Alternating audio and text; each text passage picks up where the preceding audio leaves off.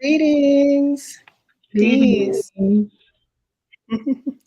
I am Emma Precious, and I'd like to welcome you all to the second series in the ANU Wombmyn discussion panel. We are first going to open up by just doing brief introductions before we go into the Adora and jump right into the questions. So we'll start with the most seasoned of the ANU women. That would be Emma Sequoia. Shalom, everyone. My name is Emma Sequoia. My family and I discovered ANU about 6 years ago, and it definitely has been a transformative experience for us. It's been a journey. So I just want to, welcome all of you, and I look forward to meeting each and every one of you. I want to say welcome to everyone.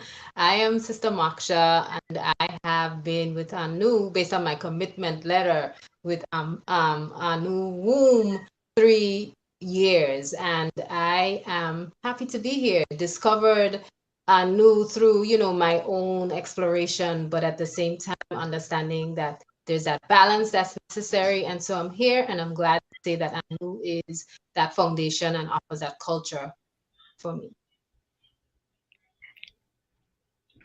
Shalom, I am Akot Munera, and I have been with ANU Wombmyn for 2 years now. I'm definitely looking forward to bringing in the new cohort this spring. Shalom. I'm Safta Arlene, and I've been with ANU for almost a year now, and it's been an exciting and a new journey that's brought new meaning to my life. So, welcome everyone, and I look forward to meeting you. It'll be well worth it to join us on this journey. And as I said earlier, I am Emma Precious, and I've been with ANU for a little shy of a year as well. I came in on the same cohort as Sapta Arlene. So again, welcome.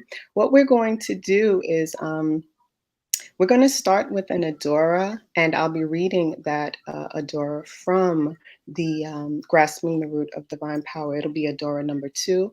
I'll read it in Yoruba, and then I'll also share the English transliteration. Omi tutu, ona tutu, ile tutu, tutu laroye, tutu ori, tutu emi, tutu babanla, tutu iyanla, ashe, ashe, asheo. May the water be cool and refreshed. May your road and path be cool and refreshed. May your house be cool and refreshed. Refresh Eshu the messenger. May your own inner deity be refreshed and cool. May the spirit of divine breath be refreshed and cooled. May the ancestors be refreshed. May it be so. Some good thanks. We want to also offer reverence to Yah, the Most High Creator, for just giving us the opportunity to come together, definitely in gratitude and appreciation for the creator of this space, Chief Yuya, and just for the whole ANU experience. We are all really, really grateful. So with that, we are going to jump right in. There is no formal process here. So, we want you all to jump into the chat as we just flow. As Sister Deidre said in the first panel discussion, we are going to move like women do, and that's flow like water. So with that, I'd like to just open the floor for us to discuss a little bit about what our greatest experience has been within ANU. If we can highlight one thing and just share a little bit with everyone in the audience.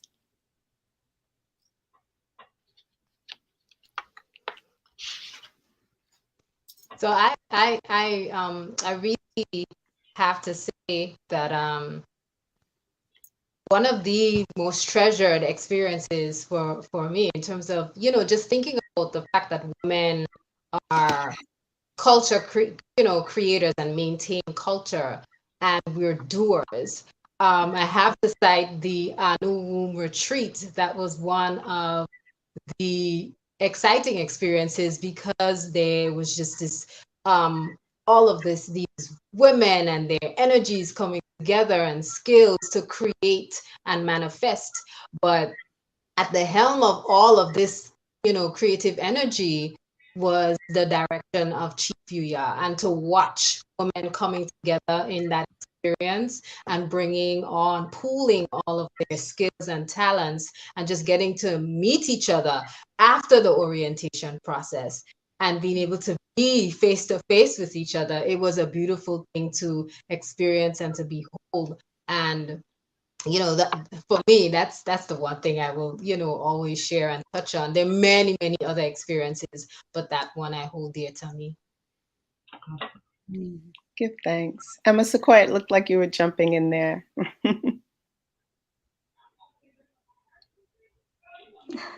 Yes, I would say my biggest takeaway would be learning the true dynamics of how men and women are to interact inside of a relationship.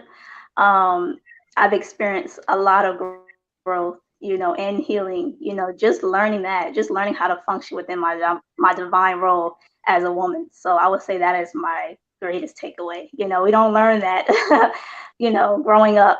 We don't learn like this is how women are to act. This is how, young men or young boys are to act. So that has been truly valuable for me. Mhm. Thanks.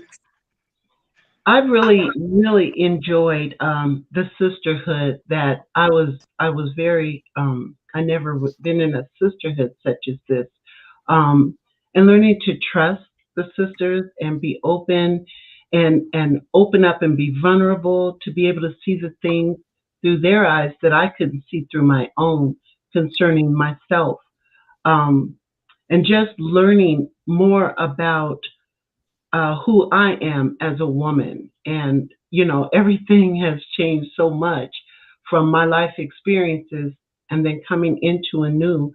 It has changed the whole dynamic of how I operate as a woman. And I'm learning so much about the covering, um, because for the first time, I've really experienced what it's like to be exposed to men who are truly men and not just males. So that's all been, I mean, there's everything has been an experience, but that's just a highlight of the sisterhood, which has become very important to me. And it's something that you don't experience outside of this community in other cultures. So that's been really great for me. So thank you. Give thanks.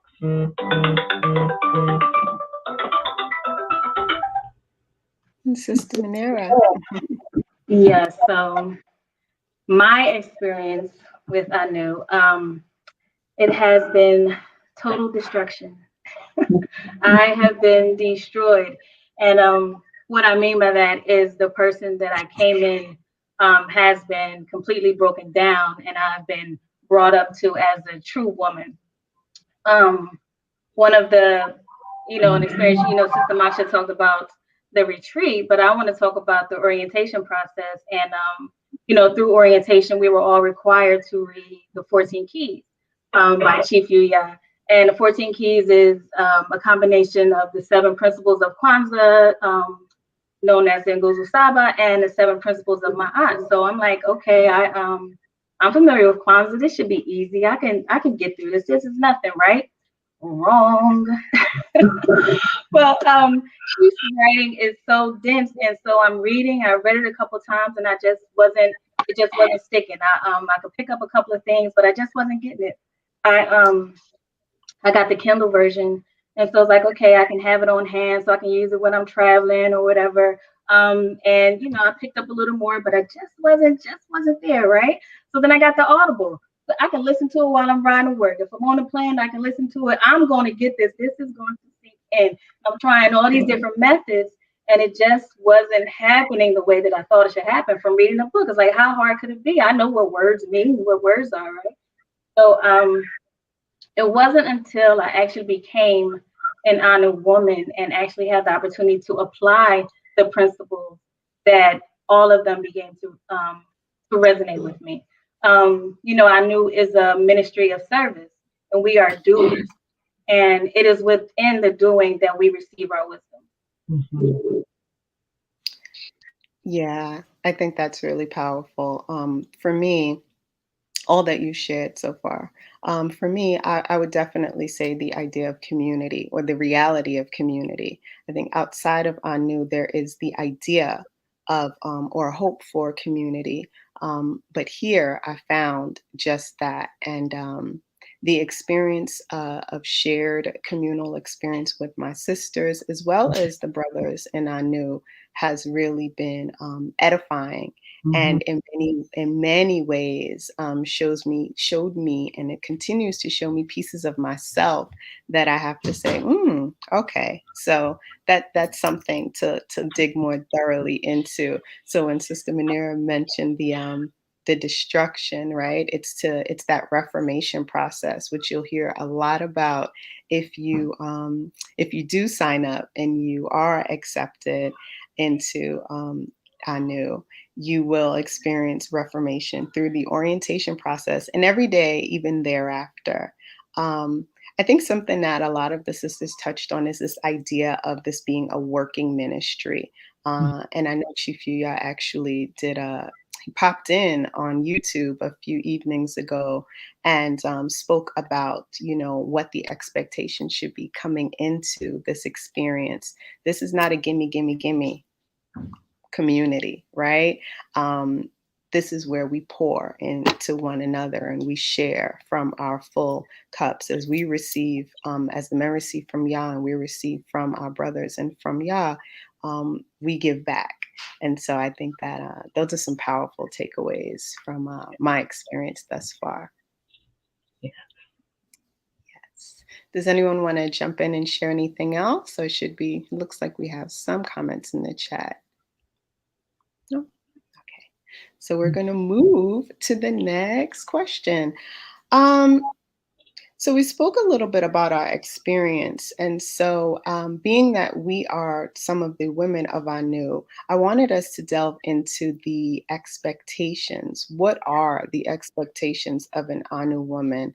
And how do you connect with one or two? And how do you personify those? Or what have you have to kind of strip away in order to personify those? And we're going to jump right in with Sister Manira.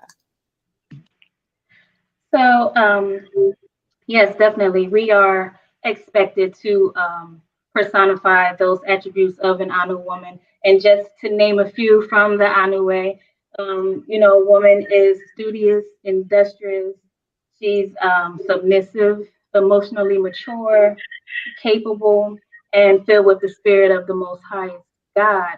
One of the things that stood out for me on this journey is the capable piece. And, I came into this space with a lot of doubt of who I am and my strengths. So I'm taken to Proverbs 31. It's like, am I this woman that is spoken of in Proverbs 31? Am I capable? Am I a rare find that is worth more than rubies? And can I be a woman that my husband is confident of? Do I clothe myself in strength and splendor? And are my mouth full of wisdom? Those things. So it's like if I'm not personifying that, if I'm not what is laid out for us as an honor woman in our doctrine, then I have a lot of work to do. So it's always a continuous journey for us to move forward. Get that. As So, as you talked about, the Proverbs 31 woman, and just in mentioning that, it's interesting when you do open the Anu way and you look at the attributes of the Anu woman. There are many that align. Actually, they align.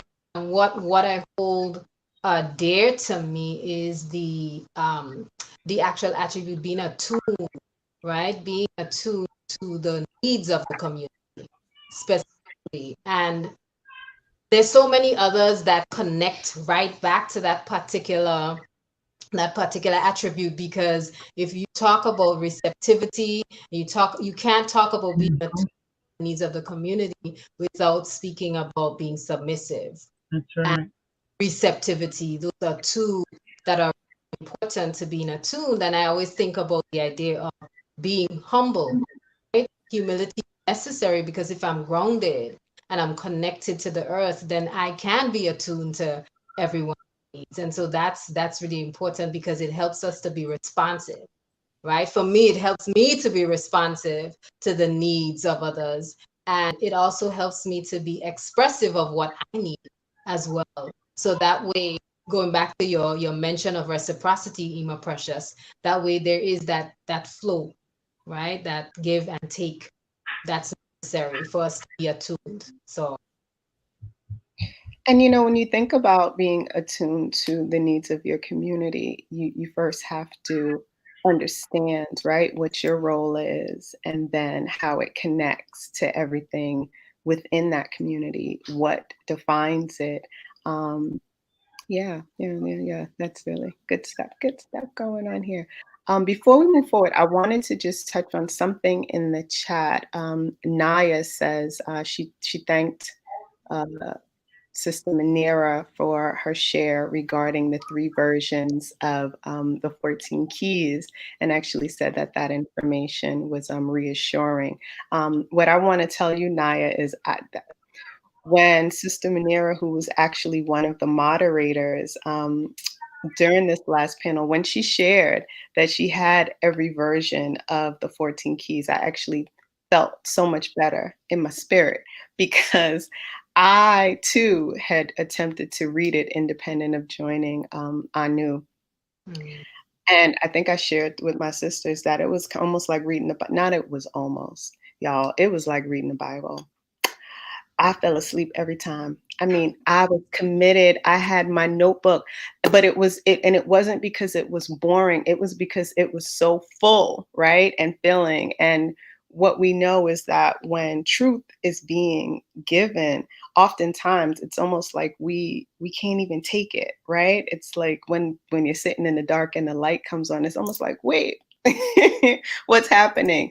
Um, but then when you get acclimated, you appreciate that illumination. And so, yeah, Sister Naya, be encouraged and definitely become anew, because then you really get the good stuff and you really get to experience inwardly what those 14 keys mean to your life, right?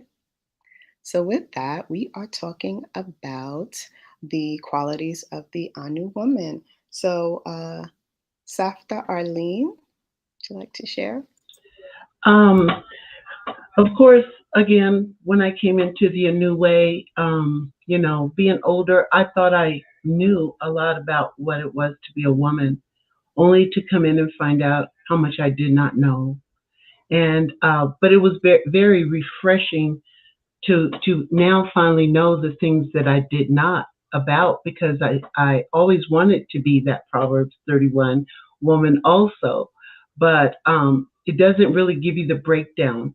And not only does it not only give you the breakdown, in this community, there's so much support to get there. And I found that even though I'm, in this society considered to be a senior, I was not emotionally mature. And the light was really shined on that when I looked at all the other qualities and realized that there's no way that I would be able to make it through this journey unless I begin to observe, to not just observe, excuse me, but to also understand what each one of these attributes meant to this community. Not what it meant at church, not what it meant out in, the Western culture, but what it meant in our community in order to be on the same page as the other sisters and imams, and not just the women, but also what the men expected from an ANU woman. And the standard is it's high, but I can't even describe the feeling you get when you begin to work these things out, because there is work involved in living up to each one of these qualities.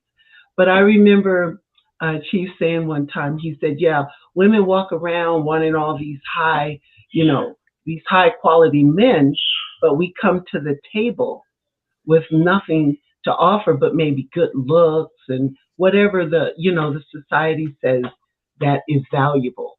But the real value I have found is in breaking down each one of these attributes and qualities and looking at myself and doing a self assessment and saying, do I possess that according to the ANU principles and the standards of my community? And so it sent me on a journey that, again, it's nothing but rewarding. Is it work? It's a lot of work. I love when Akatma Nur says it destroys you, because the OU, you can't stay in a new and stay the same. The qualities are not just on you, they have to be in you. So there's so much that I can really attribute to where I'm at now, opposed to where I came from. And not only that, it helps me to model these things to my children who are now, they're not children anymore. I have adult women that I'm able to model something now, because we were all living in dysfunction. And of course, that started with me as a mother who's now a grandmother. So the qualities of an ANU woman is as it's broken down in the ANU way, are something that don't just you don't just look at it, but you become that, and you have to become each one. And the balance is awesome. And I'm still working at it. It's not something that you can become overnight, but you have a community and sisters who will help you to walk you through this journey. So I appreciate that so much. You said something regarding high quality men, right? And as women, even dare I say little girls, you have an idea of what a man should be and what they should personify and what they should give you and do for you. And I wanted us to maybe take a little detour and talk a little bit about what a high quality woman is as defined by ANU. Now, of course, the list that Sister Manera ran through are definitely the components. But how do we kind of get there? Like I feel like the women who are, and the men and the brothers who are tuned in, need to understand that it's a journey, right? And that us being able to go out into the workforce and make money and get degrees and do all of these wonderful Western things doesn't necessarily determine your quality here in ANU. And I'll open the floor by just sharing that everything is verified by the community, right? So whatever skills you may think you're coming with actually has to be kind of scrubbed against that which is ANU culture, and how it serves the purpose that ANU's mission is founded on. So would anyone like to share any thoughts on that? I see Emma Sequoia. I knew it. I see a hand coming. Yeah, I would like to share on that. One of the things that it states in the ANU way is that a high quality woman is based on like how she serves the kingdom. So I want to touch on, submission again as being one of the expectations, of an ANU woman. And submission just means to come underneath a plan. So ANU is a patriarchal cooperative. So ANU men do expect, the women to submit and to be able to follow, the guidance and leadership that the men are moving with. So yeah, I wanted to point that out, but definitely, how are you willing to serve? How are you willing to give? You know, we don't grunt and moan. we put our hands to the work, and we're happy and we're honored to do so. So I wanted to share that little piece. Give thanks. Sister Moksha, would you like to share? I was just at the edge of my seat. The idea of high quality, and tying it back to the ideas of receptivity, submission, and being attuned. One of the most important things for an ANU woman is to be free in her emotions, to completely free in her emotions, and that does not mean irresponsibly so, right? And I say that because many times in the secular world, what seems to be highlighted is a woman who could, kind of say what she wants, do what she wants, and there be no repercussion, there be no standard to which she's held in terms of how she expresses those emotions. Um, Within ANU, emotionally free means that you're able to do so and express yourself emotionally without constantly rationalizing everything, but of course measured, right? And in order, if you're able to do that, that's where that exchange comes in, right? That's where that reciprocity, because then you'll be received authentically, like everyone knows what's happening, what's going on, and that's part of being vulnerable. And that's part of what's beautiful about a woman, not a female, a woman. That's huge when it comes to femininity. So I really wanted to touch on that. Very, very important. And again, that's what makes a woman very valuable within ANU. And You made it. it requires that work too, because it requires, again, going back to that humility piece, but the vulnerability, letting down all of those guards, and also acknowledging that when you come into ANU, there is a standard, and those standards allow you to let down your guard, because you're like, I am in a space where everyone understands this is how we move. Everyone will be able to embrace me based on precepts and a culture that is in place. It's set, it doesn't change, it doesn't move, it's set on foundation. So it's really, I think these are all comforting things, and they allow us as women in the space in ANU to be able to open up and be free with our emotions. Mm. I had a question. You made a distinction between, you said not a female, but a woman. What are some of the differences, just for anyone who may be curious about why there was such a distinction made, a line drawn there between a female and a woman? Yeah, well, biologically, we were born female, right? And we're not speaking within the I would say the confines of the secular world, where people put all of these distortions on what that looks like or is supposed to be, right? But that's biology. And when we talk about a woman, you're speaking about, I am referring to, have you gone through that process of being vetted? Have you gone through the process of being initiated into womanhood, where you understand these attributes and you're applying them?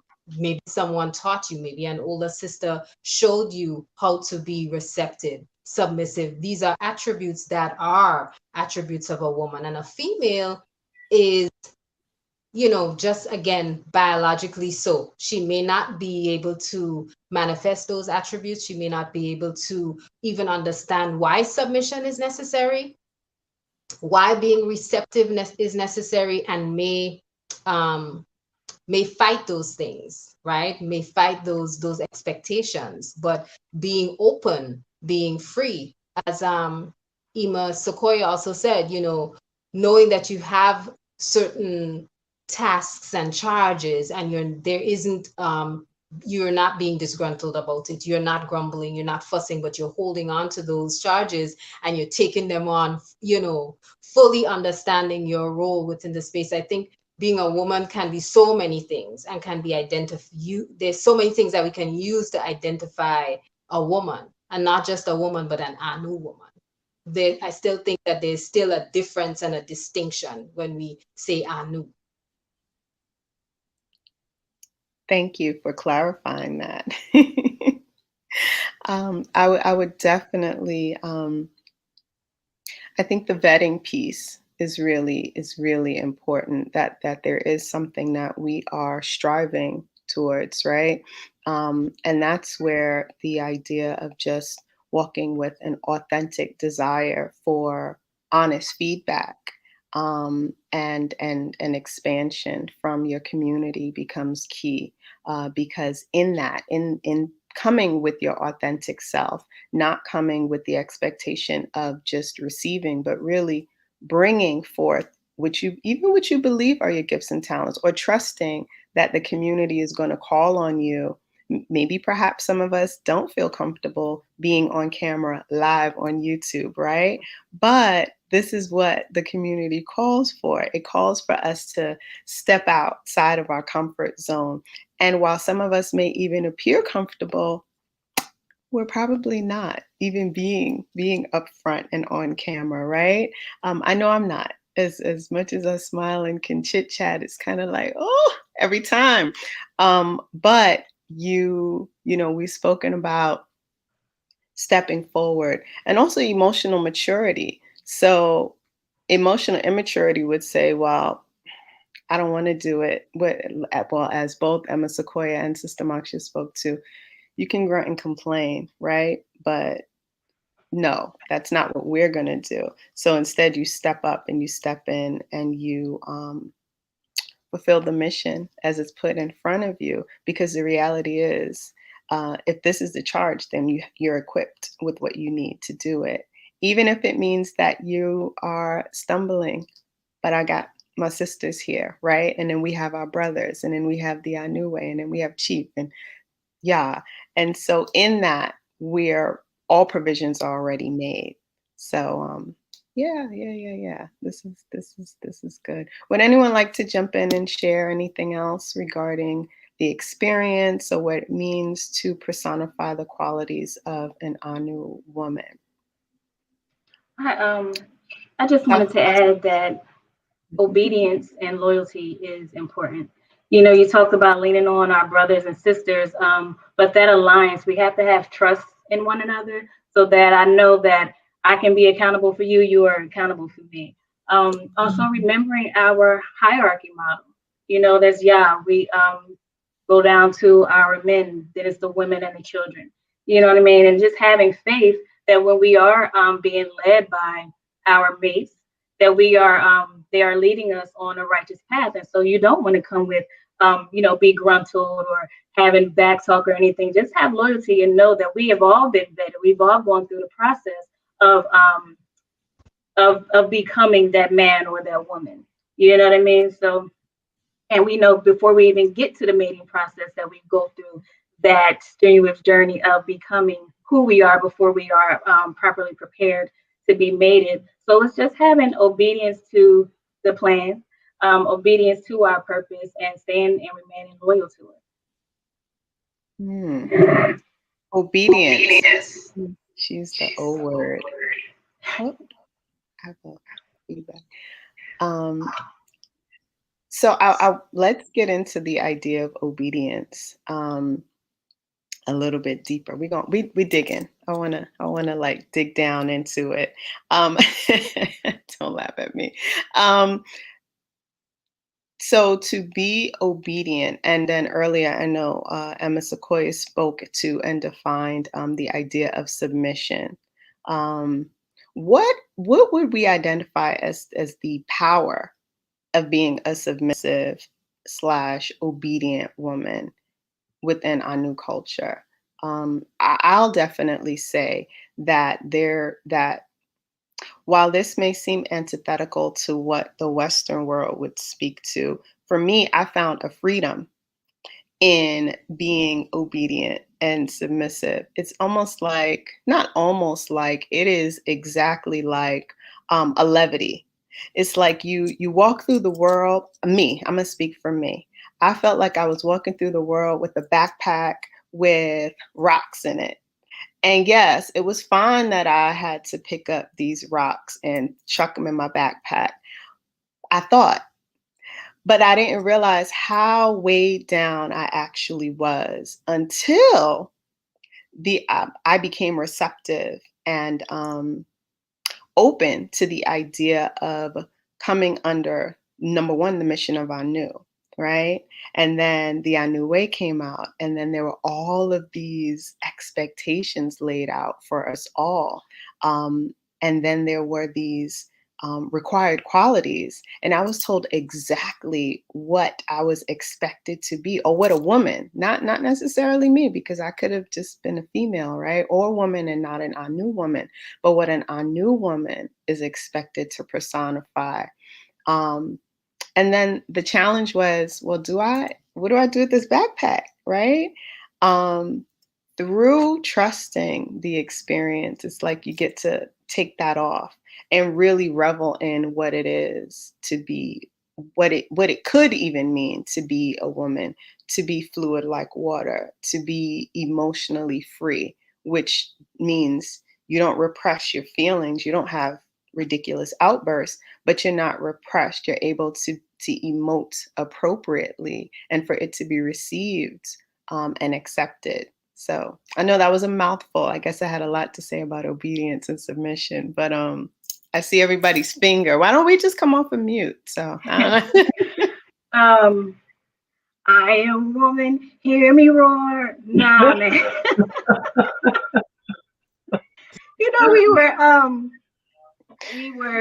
I know we all come from a system where we were taught about being independent and strong, and that's the way it is. You can have your own. You don't need a man. Man, what you said about freedom, it just, even you saying it made me be like, that's it. I mean, just the weight is lifted. It's like, oh, I don't have to do everything.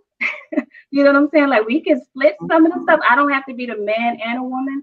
And it's like the woman that we were taught to be, the person we were taught to be previously, is everything that is listed under you a man now. You know what I'm saying? So it's like, again, we have to relearn, we got to unlearn to relearn how to be women and be gentle and quiet and honest and fluid. You know, let's get some femininity back into us. There's nothing wrong with having education and being an entrepreneur and being a management of the manager of your home. But do you have to be a man to do that? Why are you doing that? You know what I'm saying? There's strength in submission. There's strength in obedience. And once we understand and find that strength within our household, within ourselves, then you don't need to put on the muscles in the backpack.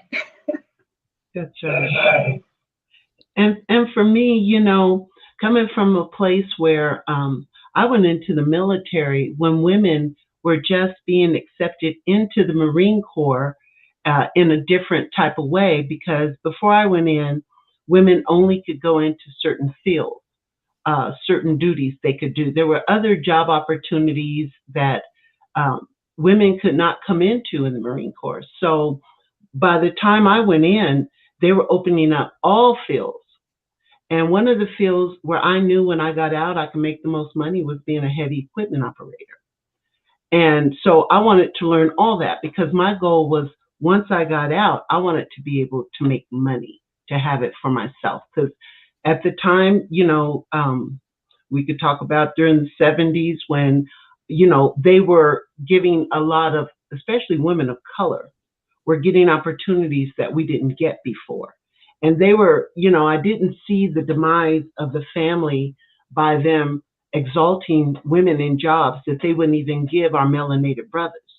But they would give it to the sisters because we would cover more than one of their whatever they were looking for. The federal government said this equal opportunity. A woman was not only melanated, but now she's a female. So I can hire one of them and get 2 federal cuts for that. So it drove me into a place in society where I had to work with men doing manly jobs, and you get lost in that and you forget what the original creation, what you were supposed to be, so. And then my mother, that's what she acclimated us into. 5 girls, I need you all to be able to take care of yourself, just in case you don't have a man who can. So that was kind of the mentality, especially in the 70s, for women who were getting out all these job opportunities. So a lot of things got lost in the home. When I did get out and start having children, it was like, have my babies and go right back to work. There was no time to nurture, no time to be a mother. So that was lost in the mix. Coming into ANU, I can now look back and think of And I watch my daughters who are now stay-at-home mothers and how they're able to nurture. And that's an opportunity that, I mean, that is something that ANU, teaches the women coming in is to want to be mothers, to nurture and to know your place in that. And that is where, as the man is pointing to the woman and the woman is pointing to the children, the balance that comes from that, it just, I see how so many families are dysfunctional at this point, because that balance is never introduced. So, being a woman in ANU, as you said, with the backpack and the rocks, I had that same backpack with a whole bunch of rocks also. And to lose it, the freedom, and you become, to now just focus on my place as a woman, it's a beautiful thing. Especially in our community where when you talk about reciprocity, and being able to bring what what helps to stabilize inside the home and to be present, not just, running out the door to punch a clock and coming back in and making sure the kids are, no, you're actually able to watch and mentor. And that's what's so exciting about my walk for my granddaughters, because now they see their granny not out there trying to compete for a job with a man, but who wants to be a woman and to know what that means. And I love the idea you said about serving in the home, because that is so much more rewarding. I mean, we earn a paycheck because we thought that's the only way we could eat. But to be a servant in the home and that it's everything you need is there when the balance is there. So, we have this false image of what we've been taught in this society, and to come to know the truth is such a beautiful thing, but you'll never know it unless you're willing to step outside what you thought you knew to find out where the truth really lies. So I just wanted to add that. Yes, it is. I'm going to jump in. Like, yes, it is. It's that reformation, Mm-hmm. right? Sister Ima, Safta, Arlene. It Mm-hmm. is. It is that reformation, and it burns to the core because it's literally like a soldering iron, burning away, burning away, and burning away, so that you can get to the real part of yourself. Because I think put on the clothing or the haberdashery of the secular world, and we wear it, and someone told us that that's appropriate. Someone told us that that's okay, and coming into ANU requires you to strip and to remove those parts, Mm-hmm. and get to who we really are and what we're really made as women. And going back to the idea of obedience, I think about the order that's present when, we say and talk about obedience as a woman. We are so filled with just that chaotic energy, right? Mm-hmm. Mm-hmm. Someone will hear that and say, "Women, we're chaos." What do you mean we're chaos? Yes, we're chaos. And I can tell you it's in myself. I want to do everything. I want to be master of everything or do everything, but you can't master one thing. Mm-hmm. And everything, all of the little activities, the skills, the talents that we want to enjoy or want to do and to learn, are we streamlining them into a place where um, they become something that we can use to build the economy of the home. And without direction, which the man or the man represents, without that direction from the man, yeah, our feminine chaos just keeps on keeping on, That's right. making a mess of everything, actually, Mm-hmm. wasting time, Mm-hmm. um, and getting old, and sitting in ego, as opposed to taking that direction. So that obedience, it really allows you to not just respond and not just accept, but it also allows you to see what you were before. I That's right. think I can express for me, being obedient allows you to actually see, oh yeah, this is what it is that I'm actually supposed to do, and I wasted this all of this time before just resisting and challenging things. I was a little tomboy when I was younger because you know I thought the men had all the power, and there was like, okay, well, I'm gonna do that. Well, I had to come to the realization, why would you try to get that by being more masculine rather than embracing what you have and the power that you have as a woman? But I was young then, I had to go through that process of initiation, so to speak, to see that there are attributes and qualities that a woman has to have, and those lend themselves to obedience. There's a beauty in obedience and a comfort in obedience that isn't necessarily present if you're living in the world. That's right.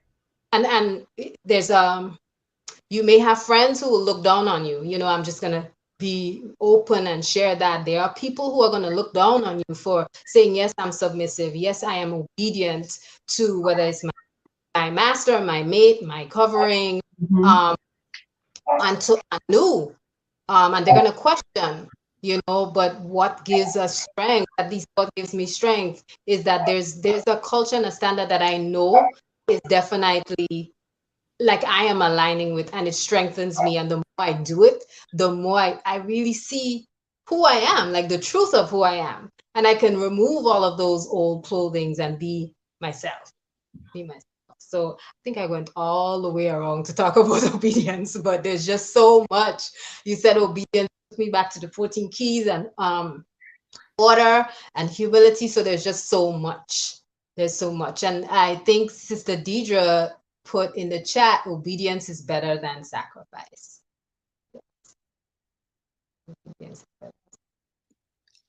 Yes, yes. You took us exactly where we needed to go. Absolutely. Absolutely. So there were a few comments in the chat that I just want to kind of acknowledge. Sister Deidre said, Deidre Sully said, trying to play two roles, though the role of man and woman is counterproductive to being feminine. Absolutely. I think we have highlighted some of the challenges and folly of trying to do that. I want to thank Charlie Mack, who said, this is a beautiful live stream. Shalom, sister. Shalom to you, Charlie Mack. Thank you. And Emma Aquia says, yes, I don't have to worry about things, I guess, like I had before. So yeah, again, just kind of confirming that there is a levity and a freedom within obedience and submission. Who'd have thunk it?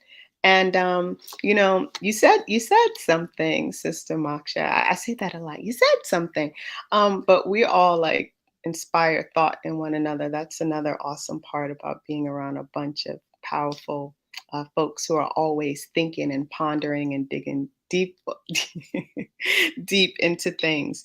You said, and I'm looking at my note, that we were told that the way we were functioning was appropriate and okay. And you know what? We were told that. We were told that, and we were shown that. And I bet even for the people who choose to not even pursue ANU culture, those women even recognize that while this may not be for you, because we are truly seeking the special ones, even though this may not be for you, you still know that all that you were told makes you sick. You know in your heart of hearts that it does not even feel right. I know that there were nights when I'm like, I think you all know by now, my life goes in like different song lyrics. I won't say like my favorite artist, but there would be times when in my mind, it would just be this loop, like, this can't be right. Like, this can't be how this is supposed to be. Somebody lied to me somewhere along this path. So even though we were being told that this is the way to be, Sister Moksha, that, yeah, it was cooler to be a boy. So you just be a tomboy, right? And just try to personify that. Yes, be the most outspoken. Sister Manira sang, I think, like the women's lib anthem for like a nanosecond here.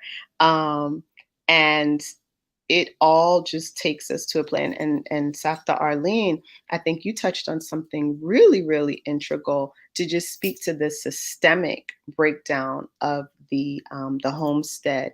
And that is the idea of removing the economy, removing the woman from the home, right? Giving her opportunities, even in the 70s, right?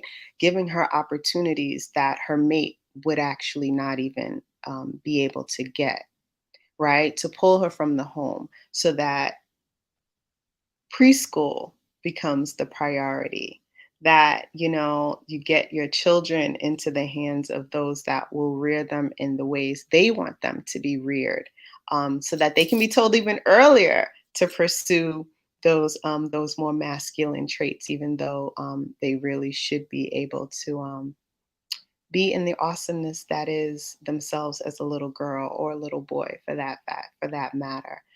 So with that, there's a lot, right? There's a lot to the idea of obedience.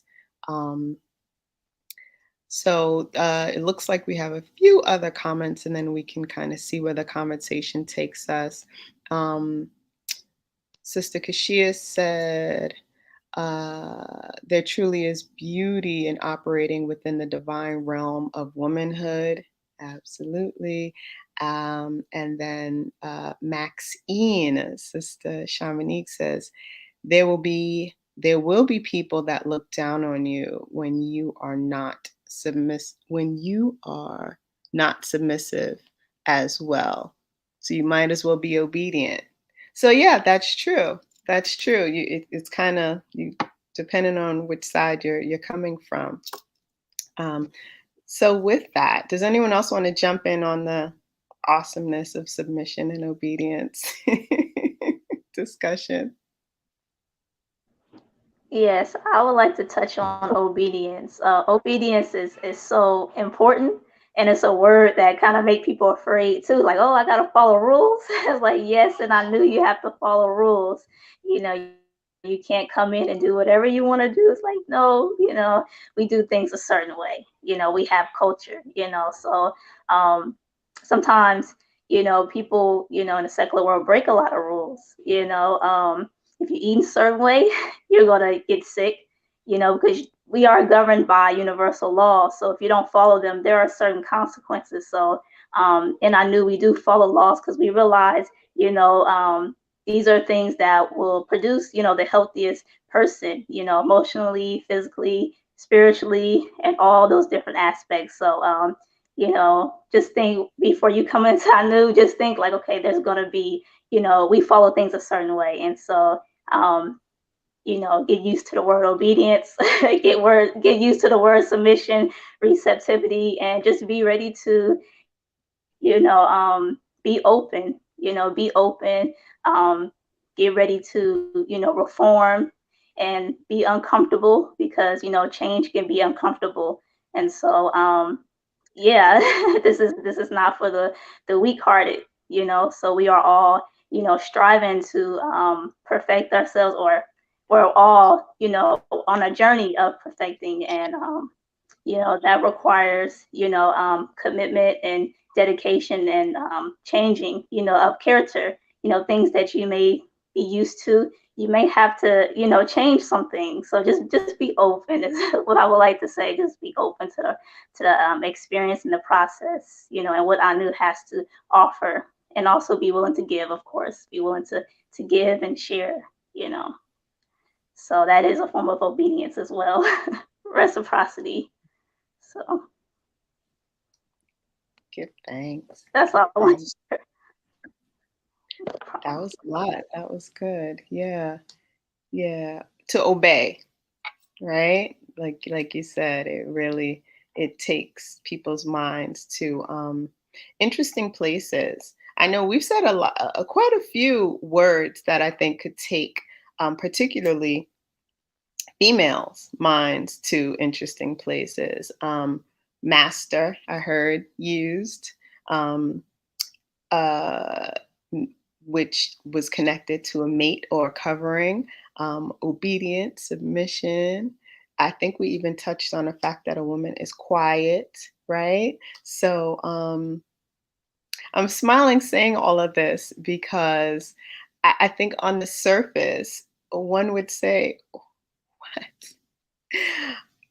But you have to appreciate the levity that comes with that. Um, you can really trust, or you become able to trust your community. You trust the men in your community because you know what they're standing on. You know the foundation that they're rooted in. You know that they're striving and living the same principles that you're striving and living. And in that, you can be all that you were fashioned to be. Sister Moksha spoke to the chaos that is woman. Yeah, we are the womb, right? We are that dark, that unknown, all that darkness. And in that there is infinite potential, but only through illumination do you even get a sense of what can be placed in some semblance of order, right? Because that's what the man brings. The man brings that structure, right? They're that finite, never change their haircut for 15 years. And as women, we'll change it up once a week. I see lips moving, but I can't hear anything because everybody's muted out. But we change up the hair, the look, everything. Right? I think every time I'm on camera, my glasses are different. Everything is so different. Um, and Sister Moksha made a really, really valid point that I want us to try to drive home, which is the idea of what happens when water just goes everywhere. You said it makes a mess. It has the potential to make a mess. And that you connected that with the chaos. We as women are that water. And in many instances, when we're locked up and blocked up and we like have this backpack full of boulders, what happens is we kind of dam ourselves up and become stagnant water.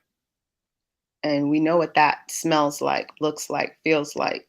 Nobody wants swampy water, right? Nobody wants that stale water that doesn't even flow. And yeah, we're gonna leave that visual alone. We can all picture that.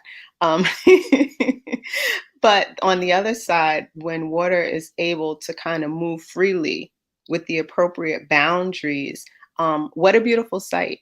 How refreshing it is, how renewing it is, and how exciting, right? The idea that you can't dip your foot in the same I'm going to say piece of water. You can't dip your foot in the same body of water twice, right? Um, that's what we as women are charged with being: fun and exciting and new always, particularly for our mates. And so, with that, I wanted to get into to shift a little bit. And Sister Manira, and I think one other person touched on this already, they spoke about the idea of covering. And before we get into the covering initiative, which is a very unique and special initiative within ANU, um, I was hoping that someone could get into what a covering is in theory and practically within ANU. And I'll give a clue. It's like a lid to uh, a well or an opening, if you will. So does anyone want to jump in and share what they view the covering as for a woman? Come on off of mute. Okay, I'll jump in. I thought Eva Sequoia was going in. So I just wait a little bit. When you talk about a covering, okay, let's talk about a well. A woman is a vessel. You're a well. And if you are uncovered, you are exposed to all of the environment and all of the world. And so to keep a vessel clean, you would obviously cover that vessel, put a stopper, put a lid or something on it. And so a covering is protection. A covering offers that protection. And as you spoke to before, the idea of direction. So if we're talking about a covering within the initiative within ANU, it is that a brother who is an ANU brother who would offer that level of protection, that level of guidance, that level of direction for a woman who is an unmated or uncovered woman. And in this case, we're equating the unmated woman to the uncovered woman. A single woman. Yes, single mother, single, no children, single is equivalent to uncovered. There's so much more that we could share, and that I can share. Please add on to anything if I missed out anything or I didn't add something that was crucial and critical. Please. Sure. I would like to add that, a covering, when we look at covering, your buddy, someone that you talk to once in a while, those are not considered a covering. Your covering is someone who has chosen to be responsible for you, someone that is consistently feeding light, giving guidance, instruction, direction for you. So if you don't have that, then you don't have a covering. So I just wanted to add that in, because sometimes women are like, oh, I have a friend, but that's not the same, as being covered, by a man. So yeah, just wanted to add that piece. Give thanks. Yeah. So just to give the framework for the ANU covering initiative. So what we're referring to, and thank you, Sister Moksha. I think you enumerated the core components of the covering initiative and what it is, what an uncovered woman is, quite seamlessly. The covering initiative is exactly what Sister Moksha just said. It is an opportunity, number one, it's a platonic covering. So no, there is no mandatory matings happening, or anything of that sort. What this is and for the women, it's an opportunity to practice what it means to be an ANU woman, um, in a platonic covering initiative. And so you're functioning as that assistant, as that helpmeet. You are offering yourself and the things that you do to your covering in exchange for them providing you with guidance and support and knowledge that only they have. And I think that's why we're able to speak to the freedom and the levity that is within ANU, because through that covering initiative, you realize, oh wait, so literally this was me, and I know another sister within ANU. So you got a flat tire, or you blow two tires out on the highway, and you're all set to just go buy two brand new tires. What's the big deal? Just give me two of what I already have on the car. But then you text your covering or you call your covering and you say, okay, so this is what happened.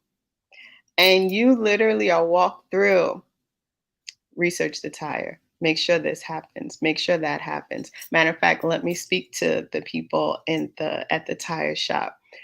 You then realize you don't have to toughen up at the dealership to demand you get the right price. You don't have to, be anything other than what you're charged with being, which is a woman, in that moment, because you're covering your brother in ANU.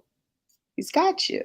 And he's functioning within his role, within the parameters of what he's required to do in being a protector and making sure that you're safe and making sure that your children, if you have children, or anyone riding in your vehicle, for the sake of that example, are safe. And so that is a bit about the covering initiative. Would anyone else like to share anything more about the initiative before we get into like our experiences and challenges navigating through the covering initiative? I think Sister Manera, who's been mighty quiet, has something to say.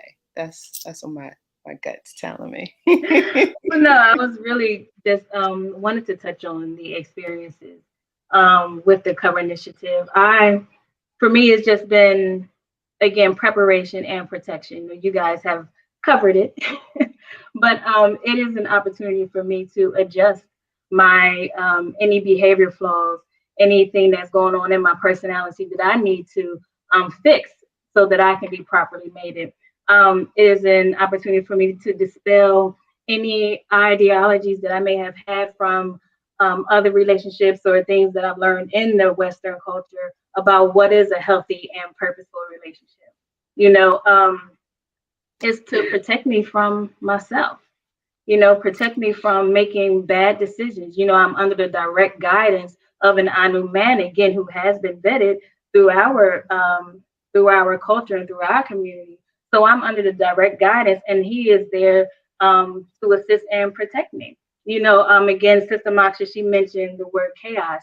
How can women and I, personally will make decisions that could definitely lead to destruction and chaos. And so under this covering initiative, we are definitely controlled. It is a controlled environment, So yes, it's very beneficial, and again, it's to properly prepare me for when I will be mated. And I just wanted to jump in to add, I'm from a family where there's 5 girls, and I'm the youngest. And there was no brothers, there was no father present. So that male energy or the manly energy, male, because, everybody's not a man. Some are male, some are men, but it was not present. And so my life and my sisters as well, it was chaos because we only had each other and we were all bringing that chaotic energy just all over the place. And even in marriage, which I have been in the past, I had no clue in what the real expectations were because even in being a woman, I didn't know what that was. But in this my experience in the covering, it's something that at first I thought, oh, we got to do this. Oh my goodness, I wonder. I was gritting my teeth because I didn't really know or understand what to expect. But just being obedient to the process and being open. And it's where I really learned the meaning of being receptive, being able to quiet all my chaos in my head and just listen to the guidance of my covering. And we came into it, and it's like having a big brother looking out for you and making sure, as you said, when you have a flat tire. But even more than that, I've learned to discuss everything before I do it with my covering. And he'll tell me, no, no, no, that's not what you need to do. This is what you need to do. And how about you just stop and you just wait? And how about, let me look into this a little bit more for you? Because that man, the man has that. We, as women, we get emotional, and we move and make bad decisions, as Akap Manura had mentioned. Our decisions, we may think that that's what we should do, but when that balance of that man comes in and he sees all the things that we don't see and can't see. So I found that very early on that as I follow and listen to what he has for me, and when he says, I need you to do this and I need you to do that, when I do it, no matter how it sounds when he first said it, inside I might be going, this ain't gonna work, or I've got that feminine energy going on. But I follow his lead. I listen to what he's asking me and telling me to do. And I find out, and now it's been a while, so there's no question about it. When he says it, I just do it. At first, there was some hesitation, as far I wouldn't show it to him, but in my heart and in my mind, I'm like, I wonder if that's, there was questions, but I was obedient and I did what I was asked to do. And the results after the first few times, I'm like, I get it. I understand. And now I don't want to be without that, going forward. It's just something I understand that's so needed. And you don't know you need it until you get it and it works for you. And then you realize what you've been missing all this time. So I'm just thankful to have this experience at this time because, no matter how late you get it in life, as long as you get it and you walk in it, it's a beautiful thing. So, I haven't experienced anything in a new that wasn't good for me. It might have been hard to swallow. It might have been, I might have went to bed crying at night because, it was so uncomfortable. But I always woke up the next day refreshed with a new purpose in my thinking. And, and everything is evolving constantly. But having a covering is definitely icing on the cake. I mean, it's not even icing on the cake. It's the cake itself because it's so needed. It's so needed. I mean, and I don't want to have to ever operate without that guidance and direction. So I just wanted to add that. Give thanks. Give thanks. Give thanks. I'm just going to divert to the chat. Sister Kashia said something. She actually put a quote in here. It says, "We are not designed to be apart from each other. Women are not designed to walk through the world uncovered. When a woman is uncovered, she is forced to man up." And she quoted from the ANU Way. Give thanks and peace, Chief. Let's see the salutation in the chat. Sister Shamanique or Maxine says, some take connotation of words to heart, i.e. control or chaos. I've learned since joining ANU that we should understand words we are using, especially before attaching an emotional reaction to them. Yeah, very, very, very true. Yeah, you'll always find that in this community that we'll break down words and kind of get to the foundation of their meaning, just to make sure that we're starting from the same point, right? We want to recognize our frame of reference and where we're drawing meaning from, or even detaching emotion from a particular word or concept. So thank you for highlighting that. Does anyone else want to share? Or maybe it's my turn. No, maybe not. I think I shared about the tire situation. Who wants to jump in? At this point, we can just free flow with it regarding the covering initiative. What I will say is I knew it was a patriarchy. And I know one of my sisters spoke to this really early on, but I want to say it again. I knew is a patriarchy. So there is the creator, there is the man, there is the junior man, there is the woman with the senior woman, elder woman, and then there are the junior women, and then the children. Within that hierarchy, that's how we function. That's how we move. That's how we govern ourselves. And that allows us to honor those steps, that progressive flow up and down the chain.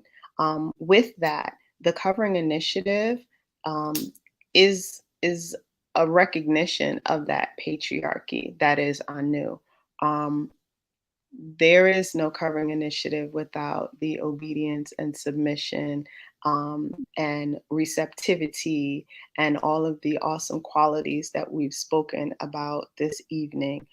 Because what we would have without those things is disobedience, right? Is chaos. And that's not what this is at all. So yeah, I just want to put that out there. Yes. I do want to jump in, and I may not give details, but as you all are talking and you're giving the examples, it feels like, and Chief has made this reference before, but I had to actually see it, um, to say, oh yeah, this is what it is. The woman is a battery sitting out there, but within that battery, there's all of this energy, but there are two complementary charges. There's the positive and negative charge, and one is the power and the other is the direction, and without the two in balance, the battery is just sitting there really, just a potential energy as opposed to being utilized. So the covering initiative is just that. It gives every power source an opportunity to direct that power, into something that's success productive, and always feeding back into the community. So yeah, that's all I'm gonna say. It is that battery sitting there, but it's the two coming together though. And again, to reiterate what you mentioned, Ima Precious, it isn't a romantic connection. It is specific to maintaining that balance within the community. It's very important. And it is obviously something that you will learn more about. The women who are in the audience and have submitted your application, or you're considering to submit your application, that's something that we will delve deeper into, and there'll be more to learn about it um, after you go through your orientation process and after submitting your commitment letters. Give thanks. I do see something in the chat that I definitely want to highlight. I want to read. Thank you. So she says, as some males are not competent enough to cover, some females are uncoverable. Would you sisters care to speak on how they may look on each side? So, well, you know what? It would be easy for me to target an uncoverable woman, right? Because I could just think of the old version of me. So I won't do that. I'll actually touch on perhaps some of the components that may make a brother less than competent, since I know we're focused on the sisters, but to create a little bit of balance. We spoke to the need for structure and consistency. So, that would really, I think, make make a brother, or a male less than competent to be a covering. If you are not disciplined enough to maintain consistency and structure within your own walk and path to where you can support another, then you may want to question your ability to be a covering. Not that you cannot, because I wouldn't be able to speak to that. But you would want to consider it. And really for the brothers to just go through the required qualities of a man to make that determination. So sisters, what say you all? I will say being rebellious on the women's side, not being receptive to what it is to actually be a woman. When you come into the situation and you still holding on to some of those feminine aspects that have been indoctrinated into you previously, and just not being vulnerable or willing to let those things go. So rebellion is definitely one of the things that would make a woman uncoverable. Give thanks.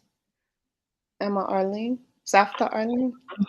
I also agree that rebellion and not being able to receive, and you have to really understand what that means. You have to be open to receive, because I can speak for myself.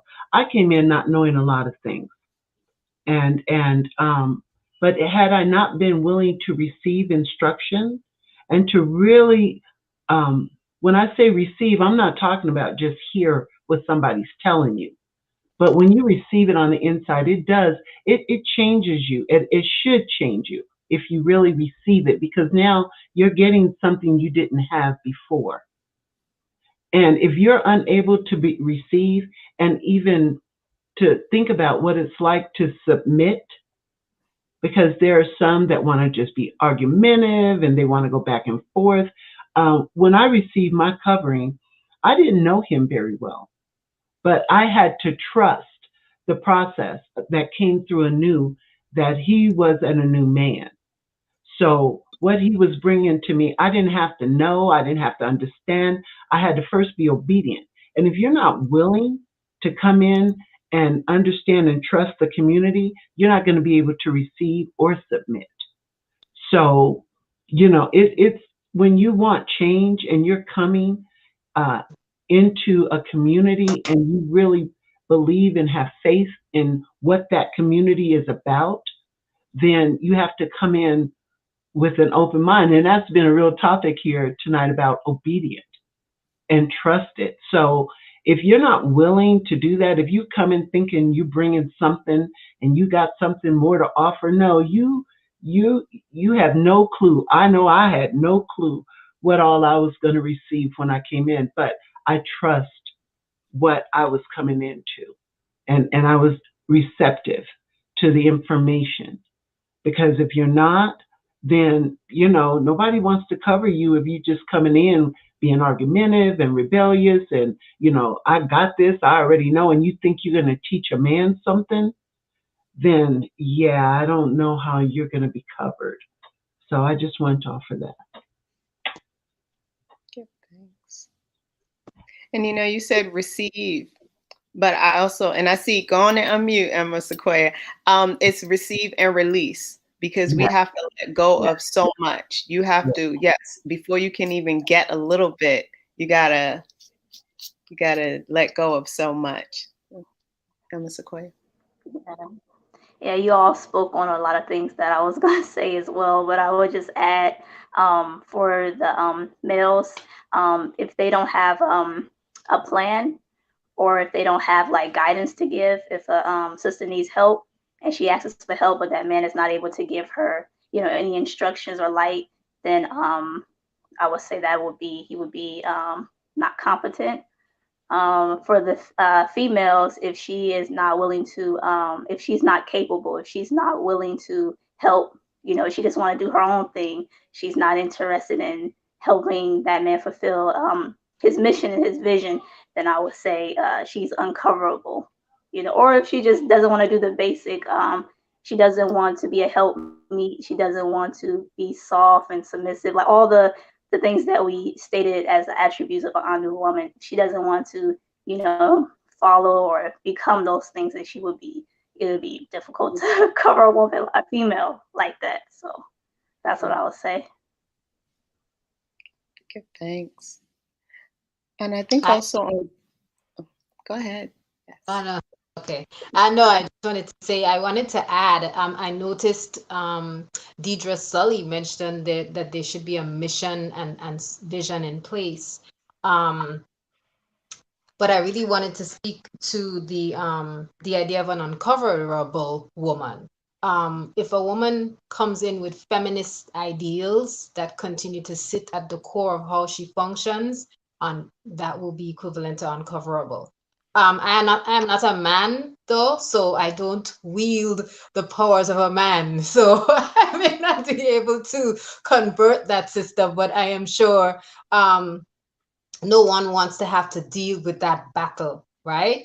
But I'm pretty sure that that's one, being disagreeable and disrespectful. And being disrespectful, really means that you're not seeing the source, right? And if you can't see that man as seven God, and therefore the, like the one who will be the savior of your family, your community, then there'll be difficulty in you receiving light from that person. Then that will make you uncoverable, because there's a lack of seeing what your leadership, or where your leadership is, or who it is that you're following. Yes, following.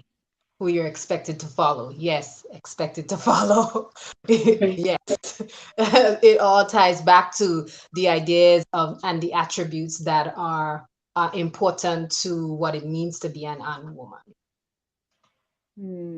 I wanted to add, well, that follow, that's another one of those words, even pressure, that may make someone uncomfortable. But I wanted to add that that's the beauty of our community. If there were ever a case where there was a man or a woman who was incompetent or uncoverable, that's when your brother or sister needs to be able to tap you on your shoulder and pull you to the table. You know what I mean? And you have to be vulnerable enough to accept that critique and be humble to be able to fix it without being disagreeable or being defensive, and knowing that what your sister wants for herself, she wants for you. You know what I mean? So everything that we do is coming from a space of love and a place where we are all willing to help each other grow. Hashtag Can right. I add Um, to you, Sister Manira, because your sister may not want what you want for her too, and we have to be able to. No, I'm so being so real. You may want her to have what you have and want her to move the way you want to, and she may not want that. And that's part of what Anu is able to give to us, the ability to discern um who is here to be Anu and to fully function within that culture. I think that's really important, to that part about being discerning. And we all go through that, right? We're going to grow, and when I say grow through it, because we may even be at the end where we have to give that direction or even receive it, and we have to be able to say, okay, I'm ready to grow. Or maybe you'll be the one who say, yeah, this is me. That's it. There's nothing more. There's no more growth for me. I'm here. I'm not budging. Yeah, that this just how I am attitude, right? Yeah. right. Or this is my truth. Is that Yeah, another? yeah, my truth. That's my truth. My truth, which is probably a lie, right? Um, you know, uh, what I'd like to say before we get into the next question that you've posed for us to explore is with this covering initiative, while it is platonic, right? It is, and it is not a mating, right?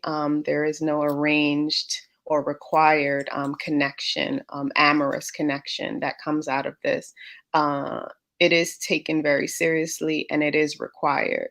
So, as Sister Moksha opened the discussion by defining and identifying the how important this initiative is, please know if you are not unmated, a mother with children with no mate, no master, a single woman coming into Anu with no children and no master, you will participate in the covering initiative. It is not optional. So I think it's important to stress that, because again, that brings us right on back to the following and the obedience and the submission and all of these words that we're hoping you're getting a bit more comfortable with, because they're actually words of honor and grace.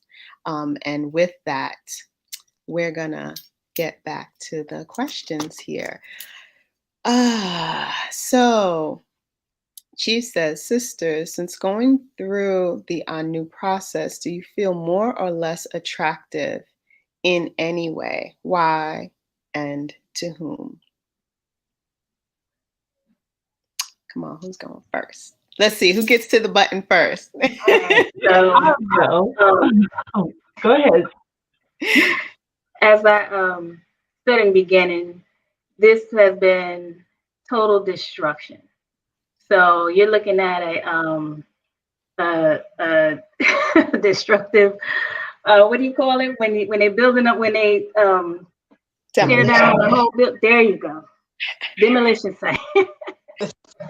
Then that's ugly and rugged and ratchet, and that's exactly how I feel. I think um, as I'm building myself up, the only group of people who can actually discern if become more attractive or anything is my community. Everything that I do, my growth is only measured towards my new community. So right now, yeah, we got that demolition site, and so I'm building myself up to be that um, condominium in Manhattan, that everybody wants to live here, but again, the process is not just on your body, it's your mind and your body growing and building up at the same time. So it's like the sooner that I can grasp and have all the principles that we spoke of earlier resonate within me, then that's when my flowers start to bloom. That's when my trunk starts to get higher. That's when my hair starts to sprout. I'm saying, that type thing. So it's like everything is happening simultaneously. So y'all gonna have to tell me when y'all see that I'm ready to be housed and leased and that type thing. But yeah, so my experience coming into ANU, it's so different. Uh, I've had two husbands, which are both deceased at this time. But as I've gotten older, I work in a hospital, and I was complaining before I came into ANU. I was telling my daughter, I said, I go to the store and I go to places, and why do these men that come up to me, they got half their teeth is missing and they got a hole in their shirt, and but they feel comfortable to approach me, like, hey, how you doing? And I'll be like, okay, but it's really changed a lot, because I thought, what is it that's coming off of me that makes just any kind of man walk up to me and feel he can just approach me and talk to me? What is it that they are seeing? And I have to honestly say, even, not that I'm out much, but even at the store or at work, I noticed that since I've come through the new process, there has been a quieting that is going on in my spirit and within myself. And um, I can't tell you what they see, but I can actually say I feel more attractive because of the way that men do approach me at this point, even though they're not a news, so it's not like I'm looking that way. But it's been it's very obvious that the type of men that have, hi, how you doing today, sister, and they're different types of men. Those men that were approaching me before, for some reason, they're not feeling comfortable to step up and get in my face or anything like that anymore. And I believe it has a lot to do with the refining that's been going on through my new process. And the way, not just only the way I dress, but the way I carry myself, period. The qualities, I believe, are very visible in a lot of situations. I'm not really quick to join in other conversations. I'm not putting myself outside my community with the same comfort I have within the community. So there's definitely been a lot of changes as far as just the way I move, period. So I definitely contribute that to why I'm not being approached the way I was in the past. There's a lot of hesitation. Even if I'm in a store, I can see someone that might look through the corner of their eye, but they won't approach me. So, and even the way the bosses and the different people at my job act, it's different, because there is a difference in just my overall being and my presence when I walk into a room. It's not like with that, here I am, y'all kind of look. It's a quiet walk, and I don't need to be. Um, they don't have to acknowledge my presence, because I'm there to do a job. I'm not there for them. So it's been a whole shift for me, and what I'm experiencing since I've come through this process. The way I eat, the places I go are very different. So that's been my experience. Thank you. I see I you, like this. Sequoia. I like this question. I would say I feel more attractive because I'll share a little story. I was went to the laundry, facilities and whatnot. I was covered from head to toe, baggy jacket, long skirt. I was like, okay, I don't want anyone to, look at me, speak to me whatsoever. But even then, there was still someone that approached me and was like, "Are you Muslim?" Like, well, they knew automatically, like, you must practice something else. And it was like, I was like, no, I'm not Muslim, but I automatically was like, I'm married. And they was like, well, I don't see a ring, and I'm like, okay. So I, I kind of had to like, speak about culture just a little bit, but I just share that example because I feel, more attractive on the inside. And I thought that, well, if I dress a certain way, others, it will repel, other men from looking at me. But I found that there are still some men that come forth and they'll maybe comment on what I'm seeing, on what I'm doing, like with the children, like as I'm taking care of them, they'll come up and be like, I really love what you're doing, So I think that I'm more attractive to people that see maybe inner beauty as opposed to outer. I'm looking at the aesthetic, and yeah. So hopefully, you know, y'all following me. But yeah, I feel more attractive. So Yeah. Yeah, I would agree. Give thanks. Definitely following. I I connect with everything that was shared thus far. Yes, definitely a demo site, right? I think that's just part and parcel with the Reformation process or experience. Uh, I, as I said earlier, when the ANU Way, came out and you begin to read it and dig into it every day, there were lots of things that I had already let go of, right? Just through my own personal walk before coming into ANU. So covering my head wasn't a big deal. It was primarily covered anyway. Um, but there were other things that were like, why do I really have to do this? Like, what's the big deal? But in being obedient and in doing those things, I do more attractive, feel more attractive. And what I mean by attractive is, and again, I can't determine how my community views me, right? But how I feel is just as if I'm walking in exactly what I was created to do, to move, how I was fashioned to move. So when I spoke earlier about a levity that came with this initiative, it's not just like a levity from the backpack coming off my back. There's also like a different glide, as opposed to I had a very heavy walk, like almost like I wore heels, and you would hear boom, boom, boom coming down the hall, and you would think I was very big in stature because you could hear me way before you saw me coming, which is almost really a little freaky if you knew how small I was. But it was almost like that backpack was the reason.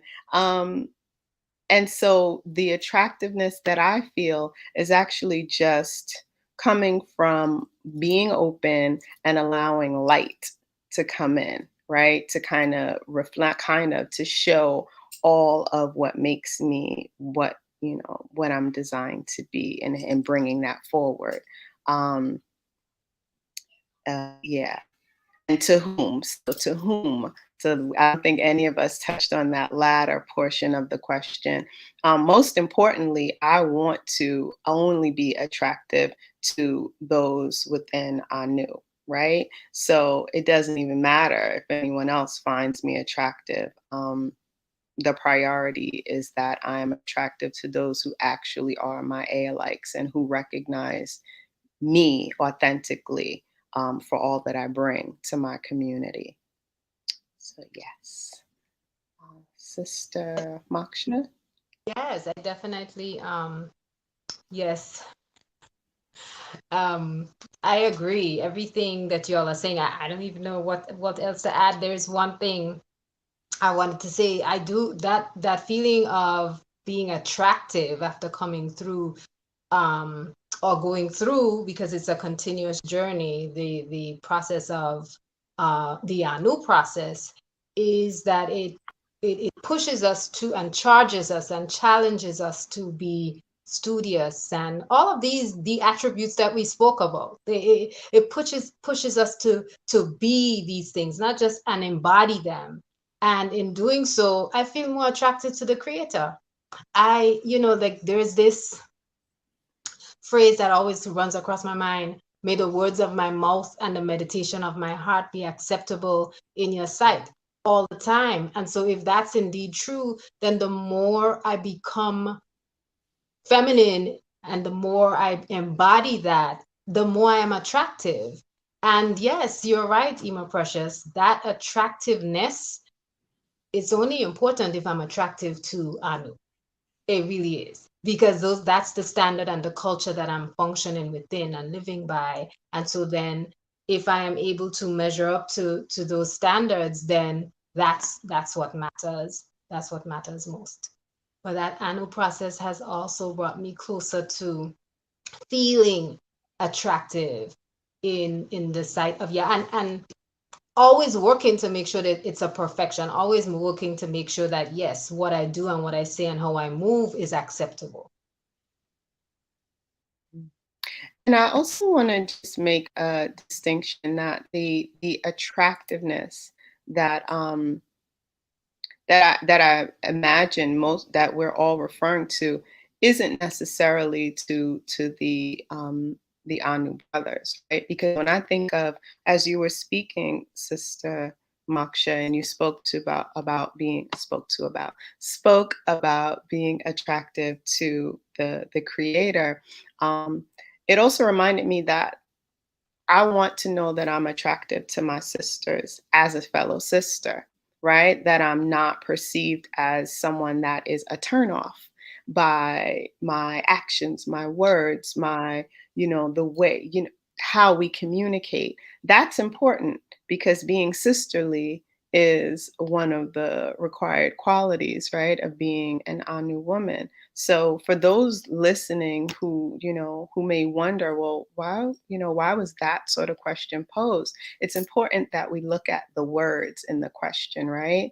And it says in any way, attractive in any way. So we're not necessarily just talking about this physical external aesthetic. Actually, I want to imagine that for all of us, we're referring more to the inward aesthetic, because what we know, and we even discussed it today, during our Sabbat call, um, as as within, so without, right? What you are reflecting on the outside is actually an image of what's on the inside. So when you're projecting positivity and you're radiating love and abundance and peace, you know then that that's what you're embodying internally, right? Um, so yeah, yeah. Just wanted to touch on that. Does anyone want to go through the chat? There might be some things in there. There was a question from Aba Utu.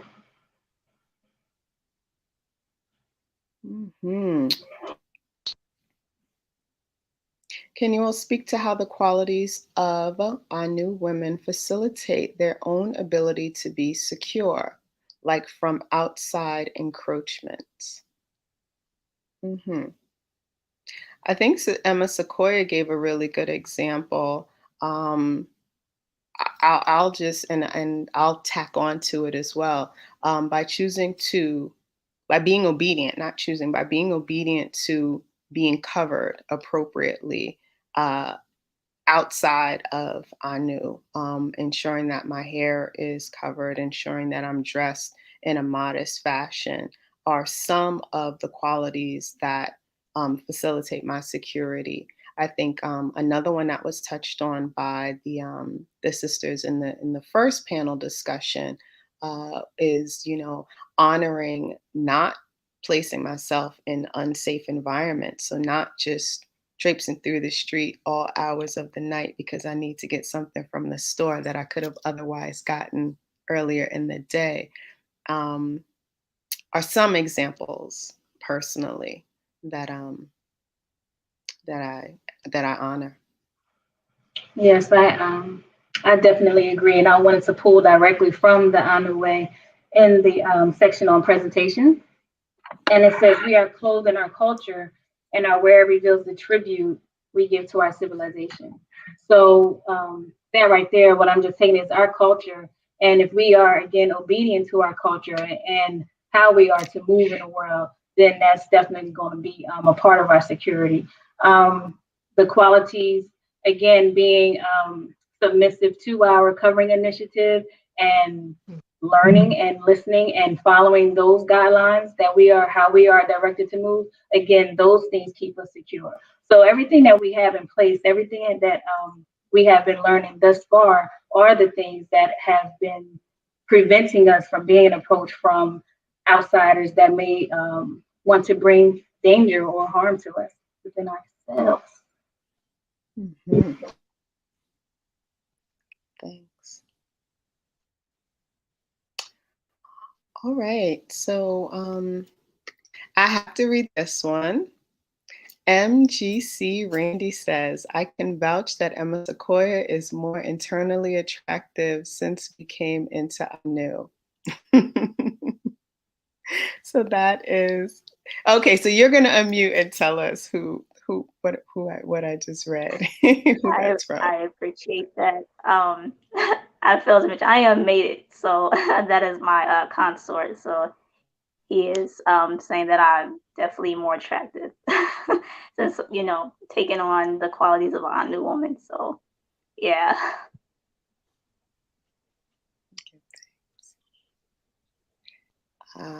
Yeah. Now you're all blushing, right? That's so sweet. Sister Deidre says, yes, a covered woman is showing her culture.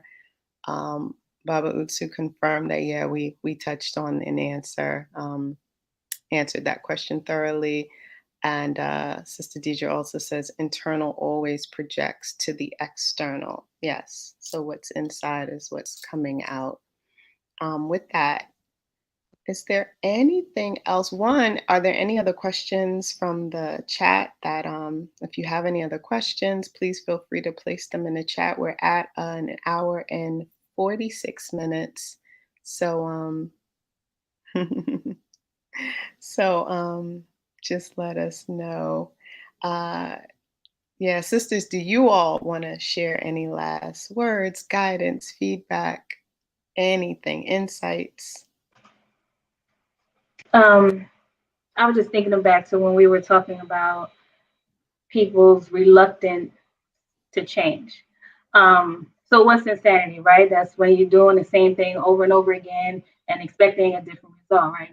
We call ANU a hospital. So I know I'll speak for myself. I come here insane because I was doing the same thing and, same thing. Oh, I'm going to do this, but it'll be different this time. But I had to come in and learn that, no, I have to completely change. One of the first videos that I saw from Chief was one on enlightenment and transformation. And from there, I have been continuously transforming. And if you are not willing to come into this situation to transform, then you will continuously be in that cycle of destruction. Okay, so yeah, just remember it's a hospital. Come in ready to be healed. What I always say is, even this right now, having this sisterhood and having this conversation is our medicine. You know what I mean? So everything that we are presented with, our doctrine, our books, the things, our Sabbath calls, all of that is our medicine and things that we use to assist in our growth and change. Give thanks. Give thanks. So I don't see anything else in the chat. I would like to just thank you all for your questions. Thank you, ANU family, for being here as a support for us. And definitely thank you, sisters. For those of you considering the ANU experience, just please be reminded that registration remains open until March 31st. And you can register by going to, give me the right website because I'm going to say the wrong thing. I know it for sure. Life Global, ANU, liveglobal.org. Yes. ANUglobal.org. ANULifeglobal.org. See? And I still see, that's a dang shame. Okay. Clearly I'm moving fluid like water. Some things should be scripted. Can you just say it again? www.anulifeglobal.org. Give thanks. All right. We want to say thank you. And Pardon you, more precious. I wanted to add just before, I just wanted to tack on to what the end of our discourse that for those of you who are interested, after you get to, when you do get to the anulifeglobal.org website and you select ANU Womb and you begin the process of registration, make sure you give some time to your filling out the process, the registration form. It is a process, and I think everything with ANU is a process. And the beauty is the journey. So put aside some time and also take note of the answers that you gave too, so you can hold yourself accountable. But take some time and go through the process. Be honest, be open. Please, there are questions in there that actually require you to dig deep and share. This is the beginning test of your ability to trust the space that you're choosing to take a journey with, right? And so again, be open, be honest, be clear, and answer those questions completely. I wanted to point out, sisters, if you are registering, then we should also see a registration or application form for your mate. That balance is necessary in ANU. That doesn't mean that if you are a single sister, you cannot apply, but if you are mated, that balance should be there. You should be, as a sister, submitting a form, and your mate should also have a form that he will submit on the ANU man side. Apart from that, once you've submitted your registration forms, as Ema Precious indicated, our last day for registration will be March 31st, and that time goes up until midnight Eastern time. So you have all of that time to do so. For those of you who have decided up until then to apply, we will host a Q&A session for you. We have decided it would be in April, early April, but you connect with us through the social media platforms. And also those of you who have applied will be sent an email with a notification indicating that you're invited to a Q&A session. The questions that you include in your application will be addressed amongst other questions, amongst other burning questions that we know applicants always have. And, just be patient with the process. Be patient while we take a look at your application, go over it and make a decision, and then we'll reach out to you with an invitation to the orientation. The orientation would be the beginning of that new process of reformation that Ema Precious and Sister Manira mentioned. So I just wanted to add that. And if you have at this point submitted an application, please tell a friend, share this information, share this video, and encourage them, because as we spoke about here today, we want for our sisters what we want for ourselves. So if you want this for yourself, please share the video so that your sisters and the other women you know of can share in this beautiful journey. That is ANU. Thank you. And we actually have a final question. I see everyone smiling, so hopefully we were thinking really quickly. So Chief Yuya says, now that you are done, I'm interested in what you want all of your final words to be at death. Yes, I know, ending on a high note. So this one I'm not going to answer first. I've got to... Who's got it? Come on. I can go with job well done, right? That's like so churchified. So I'm going to come up with the original one. No, I'm sitting here thinking and trying to figure out, like, okay, what would I want them to say? And but actually the first, just go with the first thing that came to my mind, and that was she never gave up. Mm-hmm. Give thanks. Come on, Safta Arlene. I know you got this. You know, believe it or not, being older, I always thought, you know, with the time that I have left, my final words I really want to be is, um, I hope I got it right so I don't have to come back. You know, because this has been a journey. Sometimes it's fun, a lot of times it's not. But this journey in ANU, it gives you a purpose. Your sole purpose, you know, is to make sure you're doing what you need, what you came for, you know, so that you don't have to repeat the process over and over again. And looking at a new granddaughter who's only a few days old, you know, I look at her and I wonder, you know, wonder what ancestor had to come back through her. You know what I mean? So I want to get it right. You know, I just, like you said, well done. You know, that does sound churchified, but that was, you know, well done, my good and faithful servant. You know, but I do, I just hope I got it right this time. You know, is what I want to end with. So To answer your question, Chief, I was thinking what they would, the final words they would say at death, because I'm dead, right?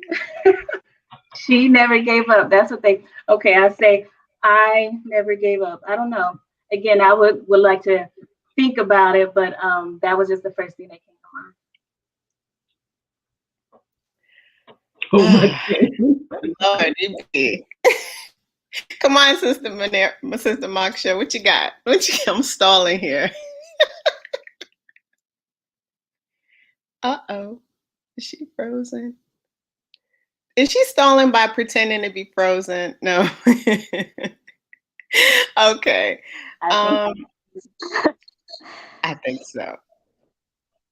Yeah, I would say, do you mind reading the last part of the question? Sure, let me scroll on back to it. Okay, so it says, now that you are done, I'm interested in what you want all of your final words to be at death. Yes, I know, ending on a high note. I would say that I made a difference. I made a difference in people's lives. I would say that's what my words would be. And she was caring. She really cared about people. Or so, that would be mine. I don't know how I would have final words if I'm like dead. So I'm like, yeah. I what I was saying, but hopefully that answered the question. Yes. So I got my final word. And I'm assuming it's our final word. And in true me fashion, I would like my final word to be something that is celebratory. It's still a song. And it's, we made it. I made it. I want my final word to be, I made it. I'm seeing Yah. Those eyes are shutting. That transitioning is happening. I'm hearing those trumpets, and I'm rocking out to "We Made It," because I know that I'm going to be with those that are where I am supposed to be. Like, I'm gonna be right there. So I had to think on that, because I was definitely gonna go with job well done, good and faithful servants, but something was like, nah, that ain't it. See, that would have been somebody else saying that, right? You know? right. Right. And Baba Utu is pointing out, well, he did say at death, not after death. Can't talk after death. Okay. So now that we're all cracking up or at our at death statements, Sequoia, I see your finger. Were you unmuting? No? Okay. Oh no, I'm just holding my camera. Oh, no problem. No problem. So with that, oh, go ahead. Sister Moksha or Sister Deidre, answer for Sister Moksha. Hers is, what is it? I nailed it. I nailed it. I nailed it. I like it. And then I see, oh, fulfilled purpose. Fulfilled purpose, come hell or high water, is Sister Moksha. I see down there, Sovereign Eats. Yeah. Okay. So we're going to close out. We just want to say thank you, peace. We hope that all that this message needed to reach, it will in fact reach. And yeah, please do share. Peace. Yes. I guess It's going to be hard to end the live, by the with way, with the, the host. yeah, there she is. So we'll just keep it going till she's okay. She's back. Okay. So in the meantime, we want you all to think about what your final word would be. I think that was a really, really cool way to end the segment. And please feel free when you listen to this to place your words in the chat. All right. Good. Thanks. Peace. Thanks. Peace.